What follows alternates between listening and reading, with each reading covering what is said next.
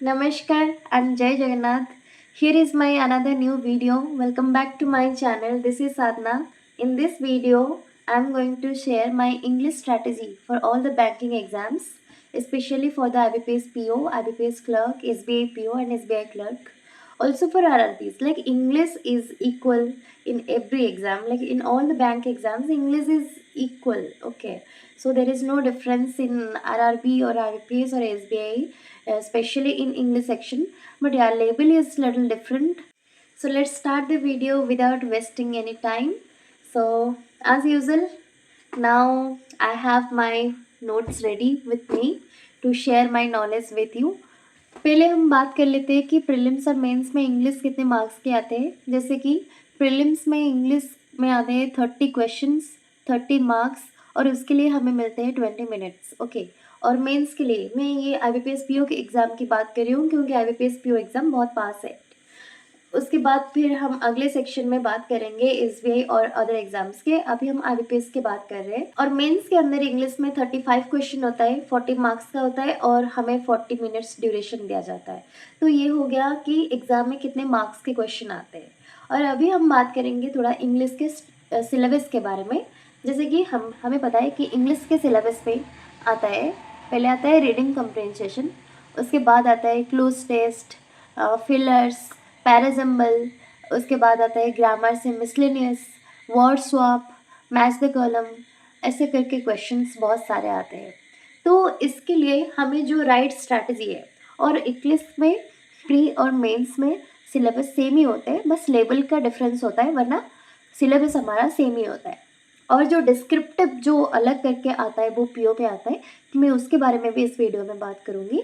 तो बने रहिएगा मेरे साथ वीडियो की लास्ट तक, ठीक है। और वीडियो के लास्ट में मैं बेस्ट रिसोर्सेज जो कि बिल्कुल फ्री है उसके बारे में भी बात करूँ। हम इंग्लिश के स्ट्रैटेजी के ऊपर अभी आते हैं कि हमें कैसे इंग्लिश की तैयारी करनी चाहिए। देखो, पहली बात मैं मेरी बात बताऊंगी।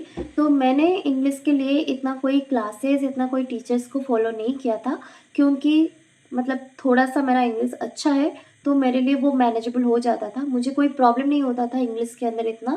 पर अगर आपको बहुत ज़्यादा प्रॉब्लम है इंग्लिश के अंदर तो मैं आपको क्लासेस भी सजेस्ट करूँगी, ठीक है। और बहुत सारे क्लासेस फ्री में यूट्यूब पे अवेलेबल है, आपको कोई पेड कोर्स की बिल्कुल भी ज़रूरत नहीं है। देखो, पहली बात आता है इंग्लिश में। देखो, बैंक एग्ज़ाम का इंग्लिश थोड़ा अलग, जो दूसरे एग्ज़ाम से थोड़ा सा डिफरेंट होता है। बैंक एग्ज़ाम में ज़्यादा इम्पॉर्टेंट है कितना आप रीड करते हो और उसको कितना आप समझते हो, ठीक है। जो इंग्लिश में रीडिंग कम्प्रीहेंशन आता है, जो क्लोज टेस्ट आता है, उसके लिए हमें सबसे ज़रूरी है रीडिंग एंड स्किमिंग। और वो कैसे आएगा? वो आपको एडिटोरियल पढ़ने से आएगा। तो आपका आदत बननी चाहिए न्यूज़पेपर पढ़ने का, स्पेशली न्यूज़पेपर के अंदर जो एडिटोरियल्स दिया जाता है उसको पढ़ने का। अगर आपको न्यूज़पेपर पढ़ने की आदत नहीं भी है तो आप ऑनलाइन से जो आर्टिकल्स वगैरह आता है, जो एडिटोरियल आता है, आजकल तो ऑनलाइन में हर चीज़ अवेलेबल है, तो आप ऑनलाइन से भी पढ़ सकते हो। आपको न्यूज़पेपर खरीद के पढ़ने की कोई ज़रूरत नहीं। मैं भी कभी न्यूज़पेपर में पहले जब स्टार्ट किया था उस टाइम में न्यूज़पेपर पढ़ती थी, पर देन मैंने स्विच कर लिया ऑनलाइन रिसोर्सेज के ऊपर। तो मैंने ऑनलाइन पढ़ने लगी, जो कि बिल्कुल फ्री है, उसके लिए कोई पैसे भी वेस्ट करना कुछ भी नहीं है। तो आप ऑनलाइन भी पढ़ सकते हो, आप बुक्स भी रीड कर सकते हो।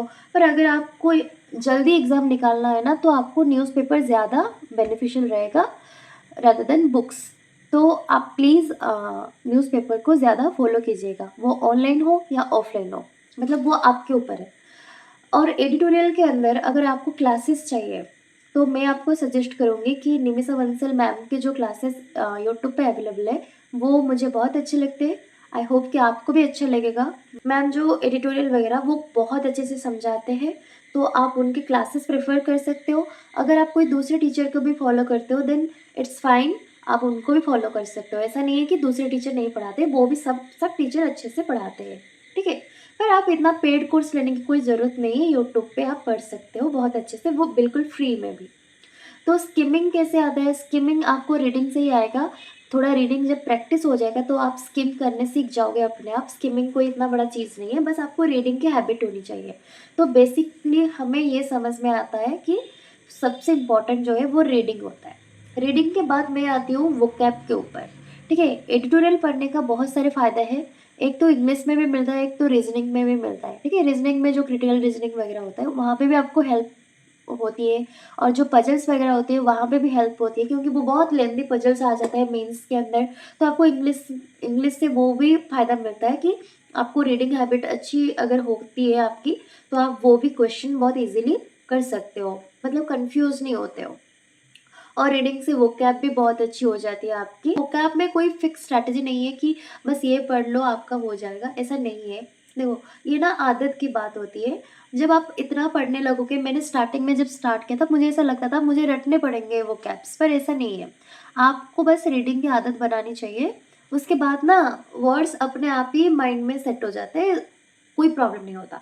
और तो ग्रामर में देखो, ग्रामर में भी ना noun, pronoun, preposition, adverb, verb, बहुत सारे चैप्टर्स हैं। पर ये सारे चैप्टर्स को एक बाय मतलब वन बाय वन करने की कोई भी ज़रूरत नहीं है, क्योंकि बैंक एग्ज़ाम में जो क्वेश्चंस आते हैं उसके जो डिमांड है, उसके लिए आपको कोई भी ग्रामर की क्लासेस करने की ज़रूरत नहीं है। ग्रामर के चैप्टर्स कंप्लीट करने की बिल्कुल भी ज़रूरत नहीं है। आपको बस मैं सजेस्ट करूँगी कि 120 रूल्स ऑफ ग्रामर जो निमिषा बंसल मैम का यूट्यूब पे फ्री में वो 6 घंटे या फिर 8 घंटे की पढ़िए, उसको बस कंप्लीट कर लो और नोट्स बना लो। ऐसा नहीं कि एक बार में क्लास कंप्लीट कर लिया पर नोट नहीं बनाया, आप नोट्स बनाओ और उसके बाद वो नोट्स को रिवाइज करो और उसको एग्ज़ाम के क्वेश्चन जो क्वेश्चन प्रैक्टिस कर रहे हो उसमें एग्जीक्यूट करो। तो फिर उसमें ही आपका ग्रामर इम्प्रूव होना स्टार्ट हो जाएगा और आप खुद नोटिस करोगे कि आप मॉक्स में भी बहुत इम्प्रूव करोगे और एग्ज़ाम में भी, और आपका डर भी ख़त्म हो जाएगा। ग्रामर के लिए आपको चैप्टर वाइज ख़त्म करने की कोई भी ज़रूरत नहीं है। अगर आपकी ग्रामर बहुत ही वीक है, आपको बिल्कुल इंग्लिश में कोई नॉलेज नहीं है, तो फिर मैं सजेस्ट करूँगी कि आप चैप्टर वाइज ख़त्म करो, वरना कोई ज़रूरत नहीं है, ठीक है। ये बिल्कुल टाइम वेस्ट होगा। आप 6-8 घंटे की वीडियो को एक साथ याद भी नहीं रख सकते, तो आप एक काम कर सकते हो, आप रोज़ 1 घंटा या फिर आधा घंटा क्लास कर सकते हो और उसके अंदर जो 3-4 रूल्स मैम ने समझाया होगा उसको अच्छे से नोट करो और थोड़ा रिवाइज करो। ऐसे करके आप 10-12 दिन के अंदर अंदर वो अच्छे से ख़त्म कर लोगे वो वीडियो, और आपका प्रैक्टिस भी अच्छा हो जाएगा और आपको याद भी अच्छे से रहेगा, क्योंकि रिटेंशन मतलब अच्छी होनी चाहिए आपकी, आप जो भी पढ़ रहे हो। और ये हो गया reading, skimming, vocab and grammar की बात। अगर आपका वोकैब अच्छा हो जाएगा तो सिनोनिम्स, एंटोनिम्स ये सब भी अपने आप अच्छा हो जाएगा।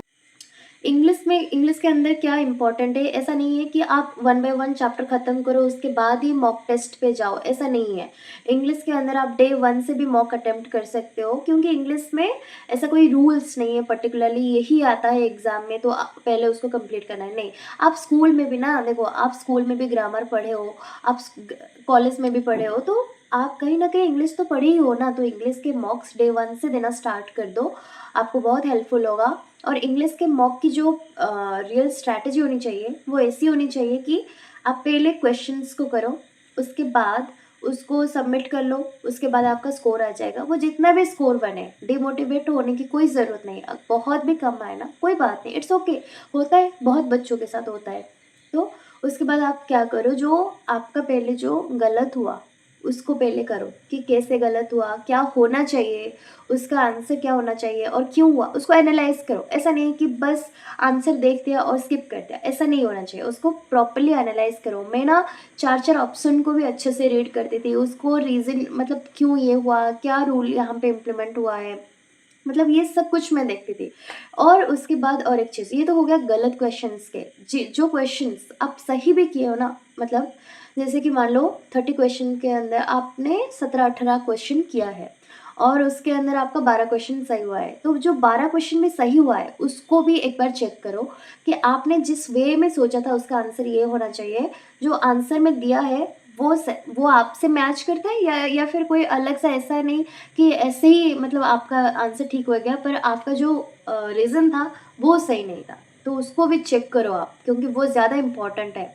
सही क्वेश्चन में क्यों सही हुए वो भी इम्पॉर्टेंट है, और गलत क्वेश्चन में क्यों मतलब क्यों गलत हुए वो भी एनालाइज करना बहुत इम्पॉर्टेंट है। और आपको जो वोकैब वगैरह, जो सिनोनिम्स, एंटोनिम्स जो मॉक्स के अंदर दिया जाता है, देखो वो एक वर्ड का पूछता है पर 4 ऑप्शन तो देता है, तो वो 4 ऑप्शन को भी वहाँ पे रीड करो, उसका मीनिंग मतलब आप देखो, क्योंकि वो आंसर में दिया जाएगा। उसको पढ़ो, उसको थोड़ा याद करने की कोशिश करो, ऐसे प्रैक्टिस करो। ऐसा नहीं कि बस एक वर्ड का पूछे तो एक वर्ड को ही याद रखो। देखो, एक वर्ड का पूछे पर 4 ऑप्शन को भी याद रखो, ठीक है? ऐसे करके छोटी-छोटी टिप्स है जो आपको एग्ज़ाम में बहुत काम आएगा। तो ये सबको ध्यान में रखना।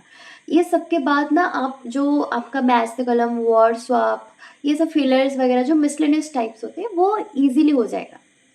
अभी हम आते हैं पैराजम्बल के ऊपर। पैराजम्बल में आपको क्या करना है कि आपको पैराजम्बल में कुछ-कुछ रूल्स हैं, जिसको आप आपको याद रखना है।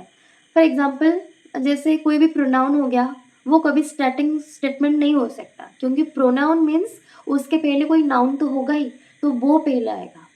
कोई ऐसे मतलब जो ईयर वाला पैराजम्बल देते हैं, उसको उसकी हायरार्की को समझना पड़ेगा, कौन-सा पहले हुआ है, कौन-सा बाद में हुआ है।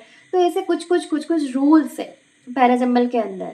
तो उसको पहले सीख लो थोड़ा-सा, उसकी क्लासेस कर लो। क्लासेस मतलब जैसे कि आप यूट्यूब पे बस सर्च कर लो, तो आप उसको कर लो, आपका पैराजम्बल का रूल्स भी याद हो जाएगा। और जो भी इंग्लिश में पढ़ते हो ना, आप ट्राई करो कि आप थोड़ा-सा नोट भी बना लो, ताकि वो बाद में बार-बार क्लासेस के ऊपर जाने की ज़रूरत नहीं पड़ेगी, आप नोट्स से ही रिवाइज़ कर लोगे। आपका टाइम भी सेव होगा, ठीक है?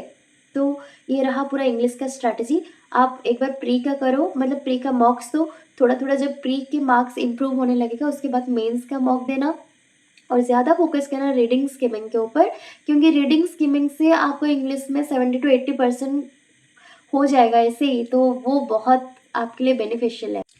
अभी हम आते हैं डिस्क्रिप्टिव के ऊपर। देखो, आईबीपीएस पीओ के अंदर जो डिस्क्रिप्टिव का क्वेश्चन आता है वो 2 क्वेश्चन करने होते हैं, एक लेटर और एक एसे। उसके टोटल मार्क्स होता है 25 मार्क्स और हमें 30 मिनट्स मिलता है, मतलब हाफ एन आवर। ओके, वो 15 मार्क्स होता है एसे के लिए और 10 मार्क्स होता है लेटर के लिए। तो आपको पहले जो अटेम्प्ट करना है वो लेटर अटेम्प्ट करना है, क्योंकि लेटर थोड़ा ऐसा ईजियर साइड पे होता है। तो लेटर कंप्लीट करने के बाद आप ऐसे करना है। देखो, लेटर के लिए आप ऐसे प्रिपेयर कर सकते हो। आप तो पहले एक तो ब्रांच मैनेजर के पास जो भी हमारा इश्यूज़ वगैरह होता है उसको आप रट लो, बिल्कुल उसका फॉर्मेट। देखो, कोई भी लेटर हो, उसका जो सब्जेक्ट है वो अलग हो सकता है, पर जो फॉर्मेट है वो सेम ही है। तो फॉर्मेट को पहले रट लो। एक लेटर आता है फॉर्मल, एक आता है इनफॉर्मल। तो इनफॉर्मल में वो आपके फ्रेंड के पास, सिस्टर के पास, ब्रदर के पास ऐसे क्वेश्चन पूछता है, तो उसको आप अटेम्प्ट कर सकते हो एग्ज़ाम में, कोई प्रॉब्लम नहीं। पर वो ज़्यादा अच्छा लगेगा कि आप फॉर्मल लेटर को चूज़ करो, क्योंकि वहाँ पे मार्क्स ईज़िली आ जाता है। आपको इनफॉर्मल में बहुत ज़्यादा लिखना पड़ेगा, तो क्यों फालतू का टाइम वेस्ट करें वहाँ पे? तो ज़्यादा बेटर होगा कि आप फॉर्मल को चूज़ करो। तो फॉर्मल के अंदर जो ब्रांच मैनेजर के पास, कोई हायर अथॉरिटीज़ के पास, ऐसे करके आप ना लेटर को उसका फॉर्मेट रख लो। ऐसे 3-4 टाइप्स का है, बहुत ज़्यादा नहीं है। और ये सब ना आज से करने की कोई ज़्यादा ज़रूरत नहीं, आप प्री के बाद भी कर सकते हो, ठीक है? अभी फोकस करो कि अच्छे कैसे प्री और मेंस के अंदर आपका इंग्लिश में मार्क्स इंप्रूव होगा, डिस्क्रिप्टिव हो जाएगा प्री के बाद भी, ठीक है? इतना कोई ज़रूरत नहीं है। उसके बाद जो एसेस आता है ना, वो आता है सिर्फ अगर आप रोज़ एडिटोरियल रीड करोगे तो आपका ईज़िली हो जाएगा। आपको ईज़िली बहुत अच्छे से एसेस की आइडियाज़ मिल जाएँगे। तो ऐसे लिखने का जो मतलब थोड़ा-सा आइडिया आप एडिटोरियल से ले सकते हो। जैसे कि इंट्रो में आपको क्या लिखना है। इंट्रो में हमेशा कुछ ऐसे लिखो जो थोड़ा-सा कैची हो, मतलब जो एग्ज़ामिनर को वो अट्रैक्ट करे, वो इम्प्रेस करे, ठीक है? ऐसा नहीं कि बहुत कुछ डिफ़िकल्ट वाला वोकैब, ऐसा कुछ भी नहीं, बहुत सिंपल वर्ड यूज़ करो। देखो, ज़्यादा डिफ़िकल्ट वर्ड लिखोगे, वो टाइपिंग तो कर रहे हो ना, वो थोड़ा-सा भी मिस्टेक होगा, तो वो गलत में ऐसा कोई एग्ज़ामिनर यहाँ पे आपका चेक नहीं करता, ये कंप्यूटर सिस्टम ही चेक करता है। तो आपको बहुत ज़्यादा मतलब अभी मैं बात कर रही थी इम्प्रेस करने की, इम्प्रेस इन द सेंस आपका थोड़ा-सा स्टार्टिंग से वो कैची होना चाहिए। ऐसा ये मतलब नहीं है कि आप बहुत कुछ ऐसे लिख रहे हो, कुछ मतलब बहुत डिफ़िकल्ट वर्ड्स, ऐसा लिखोगे तो गलत हो जाएगा, तो वो तो माइनस में चला जाएगा ना, तो डोंट डू दैट। और फिर उसके बाद जो इंट्रो है, उसके बाद आप सब्जेक्ट लिखोगे, उसके बाद थोड़ा-सा कंक्लूज़न लिखोगे। ऐसे करके अगर आप ऐसे को ख़त्म करते हो तो आपका अच्छा खासा मार्क्स आ जाएगा। कोई बड़ी बात नहीं है ऐसे और लेटर के अंदर मार्क्स लाना, बहुत सिंपल है, बहुत सिंपल टॉपिक्स भी आते हैं। तो आप बस थोड़ा-सा न्यूज़ को फ़ॉलो करो, 2-3 महीने की न्यूज़, जो करंट न्यूज़ होगा, जो हाइलाइटिंग न्यूज़ होगा, उसके अंदर से ही आता है। वो 2 ऑप्शन भी देते हैं, 2-3 ऑप्शन देते हैं। आपको उसमें से एक चूज़ करना है। ऐसा नहीं है कि बस एक ही ऑप्शन है। तो आप चूज़ भी करते हो ना, तो वो थोड़ा-सा डुएबल होता है, कोई प्रॉब्लम वाली बात नहीं है। ये हो गया हमारा इंग्लिश और डिस्क्रिप्टिव के बाद। आई होप ये वीडियो आपको हेल्पफुल लगा हो। ये वीडियो में मैंने कोशिश की कि जितनी भी इम्पोर्टेंट बातें हैं आपसे शेयर कर सकूँ, और मेरी नॉलेज के अंदर जो भी चीज़ें थी मैंने आप सभी के साथ शेयर किया। आई होप ये वीडियो आपको बहुत अच्छा लगा हो। अगर ये वीडियो अच्छा लगा हो तो प्लीज़ लाइक कर देना मेरे वीडियो को, शेयर कर देना अपने दोस्तों के साथ अगर आपको हेल्पफुल लगा हो, और प्लीज़ सब्सक्राइब करना बिल्कुल भी ना भूलें। और मैं फिर से बताती हूँ, इंग्लिश के अंदर सबसे ज़्यादा जो इम्पोर्टेंट चीज़ है वो है रीडिंग। तो आप रीड करो, बैंक के एग्ज़ाम आपको बहुत मतलब ऐसे ही हो जाएगा आपका। कुछ बड़ी बात नहीं है बैंक के अंदर, एक इंग्लिश सेक्शन के अंदर ज़्यादा मार्क्स लाने, बहुत सिंपल चीज़ें हैं। थोड़ा सा टाइम कंज्यूमिंग है, आप थोड़ा सा टाइम दो, हर एक चीज़ को थोड़ा सा टाइम दो, और लास्ट में देखना आपकी रिज़ल्ट बहुत अच्छी आएगी। अभी हम मिलेंगे नेक्स्ट वीडियो में। Till then take care, tata, bye bye, नमस्कार।